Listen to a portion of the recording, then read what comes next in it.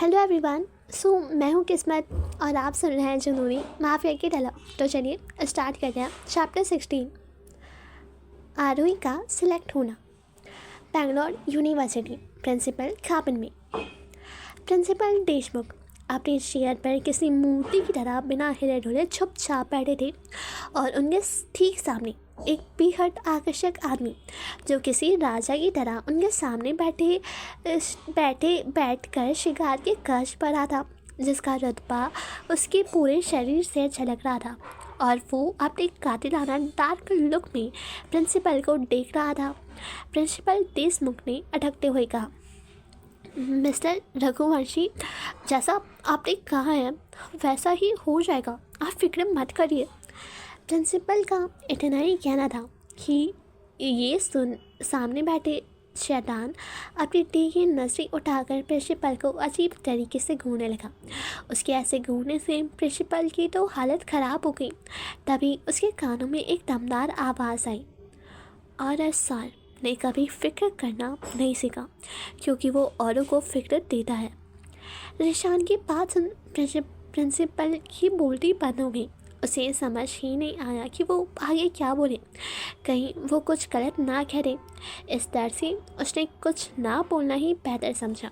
तभी रिशान के पीछे से अर्श आगे आया और अपने हाथ में पकड़ी 3 लड़कियों की तस्वीर प्रिंसिपल के डेस्क पर रखी और मानो धमकाते हुए बोला, ये तीनों लड़कियां इंटर्नशिप के लिए किसी और कंपनी में नहीं जानी चाहिए, खासकर ये लड़की। प्रिंसिपल ने डरते हुए उस तस्वीर को देखा। उसमें एक लड़की थी जिसने रेड कलर की लॉन्ग फ्रॉक पहनी हुई थी, जो बड़ी बुरी तरह से आइसक्रीम खा रही थी, जिससे उसका पूरा चेहरा खराब हो चुका था, जिसमें वो बहुत प्यारी लग रही थी। और ये लड़की कोई और नहीं, आरोही थी। और बाकी की 2 लड़कियों की तस्वीर में रीत और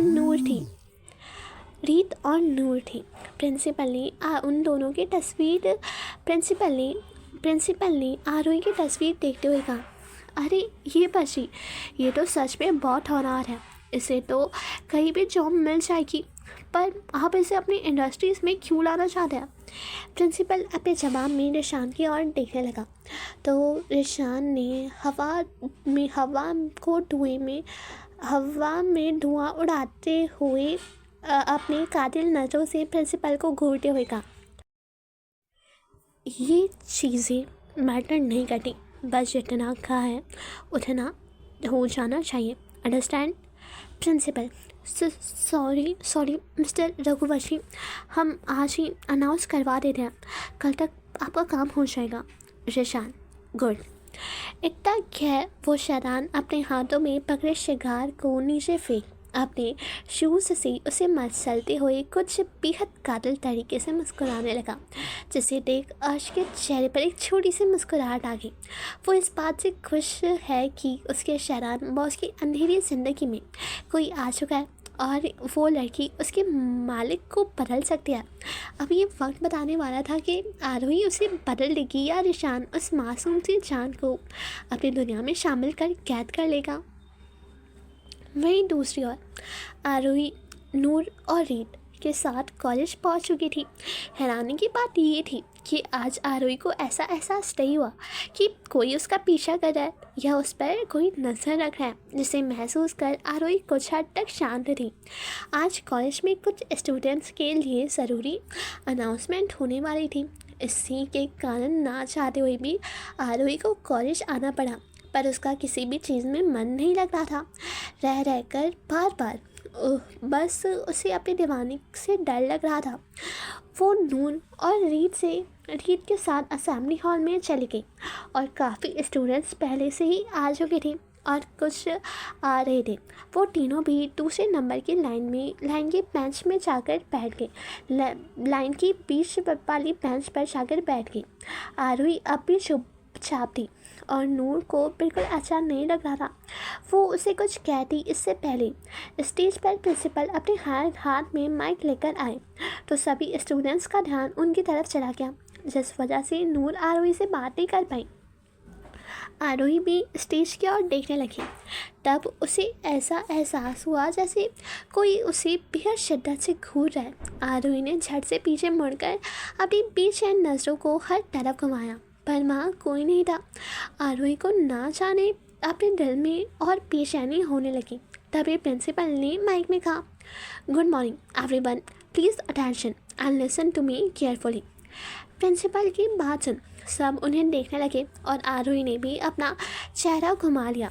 प्रिंसिपल, मेरे पास आप सभी के लिए खुशखबरियाँ। थर्ड ईयर के सभी स्टूडेंट्स, आप सभी खुश हो जाइए क्योंकि आपके रिज़ल्ट के हिसाब से आपको इंटर्नशिप मिलने वाली है। प्रिंसिपल की बात सुन सब खुश हो गए और उन्हें एक्साइटमेंट में देखने लगे। प्रिंसिपल, हमारे पास 3 इंडस्ट्रीज़ में जहाँ पर हमारे कॉलेज के 3 स्टूडेंट्स वहाँ पर इंटर्न्स रहेंगे। एंड वैसे तो ये तीनों इंडस्ट्रीज़ ही काफ़ी नामचीन है, पर लास्ट वाली में कुछ खास है। इतना कहकर उन्होंने एक फॉर्म में पहली इंडस्ट्रीज़ के लिए 3 स्टूडेंट्स को सिलेक्ट किया। स्टूडेंट्स इस स्टेज पर आए और सब ने उन्हें बधाई दी। इससे ही दूसरी बार भी स्टूडेंट्स को सिलेक्ट किया गया।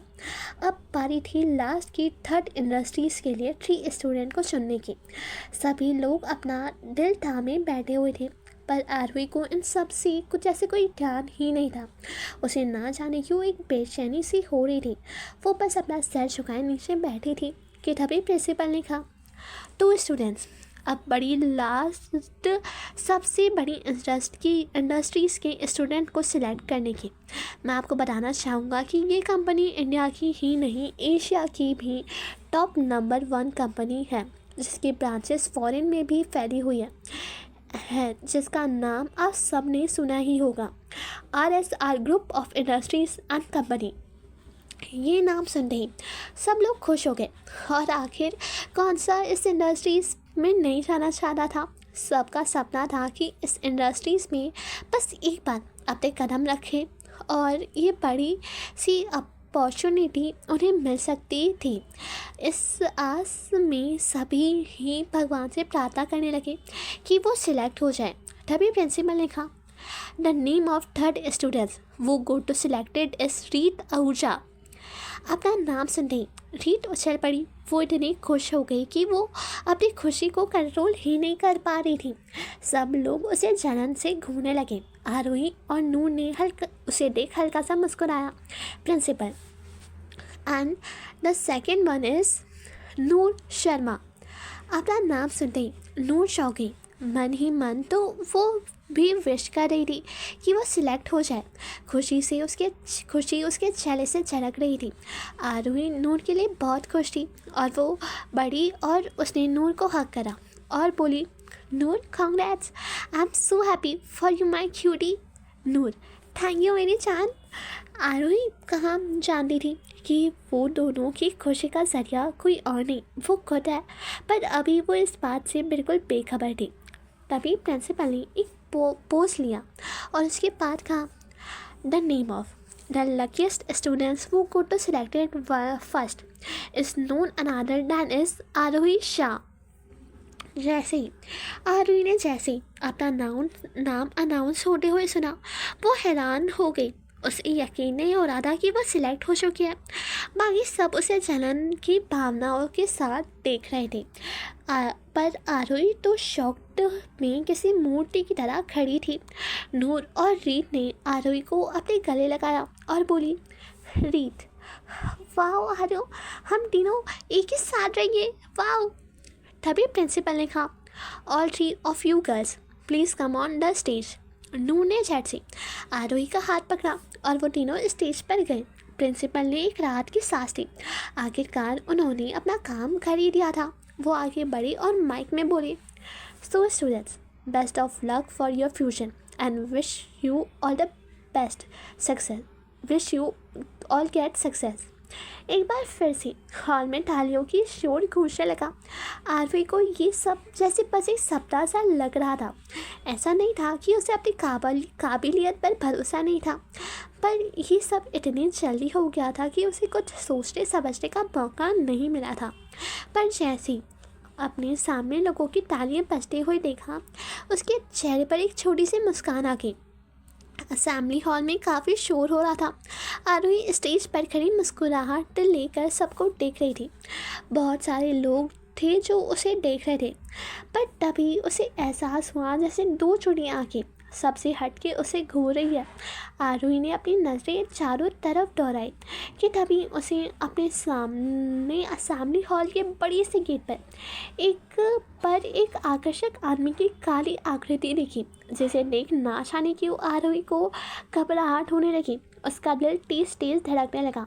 ना चाहते हुए भी उससे दीवाने की याद आ गई कि तभी आरोही ने अपनी बड़ी बड़ी पलकें एक बार झपकाई और सामने देखा तो गेट पर कोई नहीं था। आरोही भागती हुई स्टेज से नीचे उठी और स्टूडेंट्स की भीड़ के बीच में से निकलकर गेट की ओर बढ़ गई, पर वहाँ कोई नहीं था।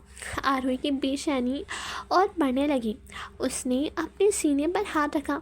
उसका दिल काफ़ी तेज़ धड़क रहा था और वो बेचैनी से बोली, कहीं वो यहाँ पर तो नहीं आ गया। कैसा लगा आपको आज का चैप्टर? कमेंट करके ज़रूर बताना। आगे इस स्टोरी के बीच में धमाकेदार चीज़ें होंगी और फुल रोमांस भी। मिलते हैं नेक्स्ट चैप्टर में।